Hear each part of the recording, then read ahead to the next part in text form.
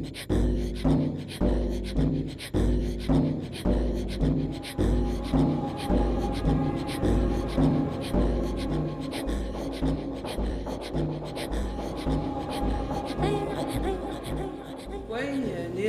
Katia Tanishan Kashan, Pikol Mishkwes, je vis à Machtoyas.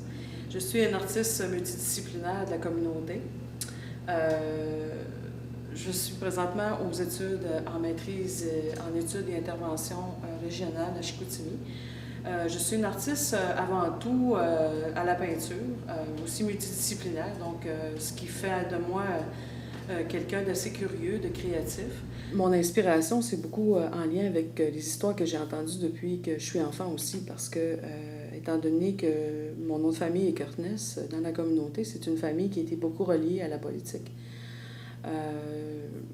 On a 4 générations de chefs. On me parlait de la politique, puis on me parlait des intérêts aussi que ma famille avait, entre autres, de défendre ce que c'était comme étant identité, de ne pas perdre ce qu'on était à travers le développement, parce que l'arrivée des non-autochtones, tout ça sur le territoire, puis l'exploitation forestière, des choses comme ça. Eux aussi transmettaient aussi à leurs enfants ce qu'ils savaient au niveau de la forêt aussi.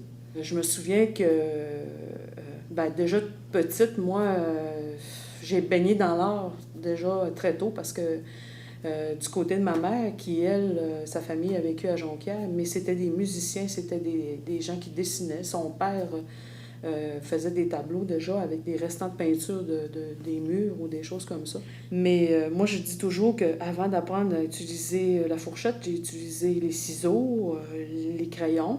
Donc, on a touché beaucoup au niveau manuel, en tout cas, de nos mains. Vers l'âge de 10 ans, à peu près, moi, je dis souvent à ma mère, je veux exposer dans une galerie d'art. Je me souviens d'être dans ma chambre toute seule, puis avec un pinceau. Puis je m'amusais à être sur un chevalet, puis je donnais des coups. Puis je vais avouer personnellement qu'à un moment donné, comme crise identitaire vers 12-13 ans, même si aujourd'hui ça paraîtrait pas, mais moi je voulais pas être une autochtone. J'allais à l'école en ville, à Roberval. Mais à un moment donné, étant donné que j'étais métissée aussi, fait que je me disais où est-ce qu'elle est ma place, parce que j'étais à Roberval, j'étais une Indienne, je suis dans la communauté, je suis une blanche parce que ma mère est blanche, où est-ce que je me situe là-dedans? Je pense que c'est plutôt une rencontre avec un professeur d'art à Roberval qui s'appelait Régent Routier, justement. Lui, il m'a comme pris sous son aile, il a vu mon potentiel, puis à un moment donné, il m'a fait carrément tasser du programme qu'il y avait au niveau scolaire, puis il m'a fait faire des projets. Puis en secondaire 4, j'ai travaillé sur un projet à long terme. Je me promenais à toucher, pour ça je disais un peu multidisciplinaire dans ce sens-là, parce qu'il m'a fait faire un peu de sculpture sur de la pierre de savon, on commençait sur du plâtre, toucher à du papier mâché, en tout cas, faire plein d'affaires. Puis le contact entre artistes autochtones, on n'avait pas. Pratiquement pas, en tout cas pour moi. Mais mon professeur au secondaire s'efforçait quand même de me montrer, entre autres, Norval Morisseau, l'œuvre qui est derrière moi, qui a fait quand même un premier contact avec d'autres artistes. À peu près vers 17-18 ans, là, ma mère avait suivi des cours de peinture à l'huile. Elle est arrivée avec ses tubes à la maison. Elle dit ça, tu utilises ça de telle manière, tout ça. Puis tu as des toiles qui sont là. Puis, fait que là, déjà, avec ce qui se passait au secondaire, j'avais touché un peu à n'importe quoi, des grands formats quand même. Bon, je me sentais un peu sûre quand même. Je pourrais dire que j'ai commencé après vraiment, là j'ai dit, gars, je pense que j'ai trouvé mon médium, j'ai trouvé mon filon là, d'expression. C'est vrai que c'était le dessin au début, puis c'est correct parce qu'on se fait la main, on se fait au niveau des proportions, puis tout. Ça a duré peut-être 5 ans, mais à un moment donné, j'ai eu une rencontre avec Ernest Dominique, Anis, que plusieurs connaissent aujourd'hui. Lui m'a initié à l'utilisation de l'acrylique. Finalement, là, lui, il m'a déboussolé encore dans mes façons de faire. Quand j'ai parlé qu'à l'âge de 10 ans, je voulais devenir une artiste, un peintre, puis que je voulais être dans une galerie d'art, je pensais jamais que ça allait se réaliser un jour. J'ai vu une annonce qu'il y avait un programme d'acquisition d'œuvres, en tout cas via le ministère des Affaires indiennes à Ottawa. Puis, on envoie nos œuvres, puis ils font une sélection. Il y a une personne qui m'appelle, c'est un anglophone, mais là, je comprends à peu près que j'ai été sélectionnée. L'idée, c'était que il y avait une exposition, on m'invitait à faire une exposition dans leur galerie d'art, au Centre d'art indien Inuit. Fait que je pars avec ce genre-là, et puis, ce qui en suit les autres, j'ai produit 14 œuvres quand même de grand format, chose que j'avais pratiquement pas faite. Puis je suis allée en disant, je vais me présenter, qui je suis.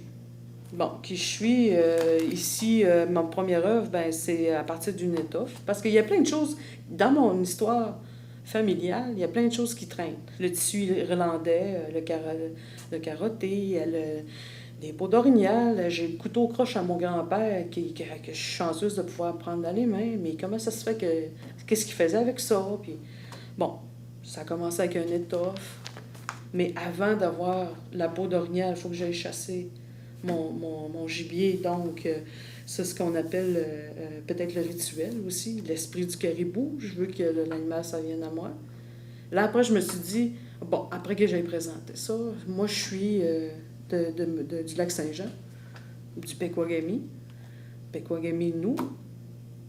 J'ai dit, mais j'ai dit, moi, mon lien avec le Pequawagami, c'est quoi? C'est la pêche. Parce que dans les communautés, les familles ont toute une expertise. Chez nous, c'était la pêche. Il y en a qui vont ça va être les raquettes, d'autres, c'est... Fait que chacun s'entraidait de cette façon-là. Chez nous, c'est notre territoire qu'on dit, notre territoire, c'est là où est-ce qu'on a vécu, fait que sûrement, moi, je me suis dit, sur la Terre, on a des symboles à qui on se reconnaît. Donc, il y a des symboles qui est là-dedans. C'est de cette manière-là que je me suis présentée à Ottawa avec ces œuvres-là. Puis, sur les 14 qui ont été produites, j'en ai 8 qui ont été vendues quand même. Il y en a 6 qui se retrouvent à la collection du gouvernement du Canada. Fait que, après ça, il y en a eu un autre qui a été ajouté par après. Libérateur, là, comme ça, j'ai jamais revécu une expérience comme ça. Parce qu'entre autres, on venait me donner confiance en ce que j'avais, en ce que je pensais, puis on me donnait la chance d'être dans une galerie d'art.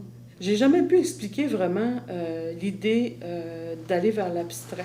Les plus belles œuvres que je pourrais dire que moi, ce qui me raccroche, c'est souvent quand je suis en colère ou quand j'ai, je sais pas, des bons sentiments que je ressens. Ça va être très libérateur pour moi, ça. Puis il y a été des époques où est-ce que, comme tout le monde, on a des hauts, des bas. Puis ça a été une porte ouverte pour moi, ça, au côté des sentiments, parce que je me dis, je pense que c'est ce qui me gardait un peu plus en équilibre aussi, là. L'importance, c'était beaucoup en lien à dire que c'est un besoin que j'avais de toucher la matière, de me salir les mains, de toucher la toile, de sentir la peinture. Tout ça ramène, parce que c'est toute question d'éveil des sens quand on travaille.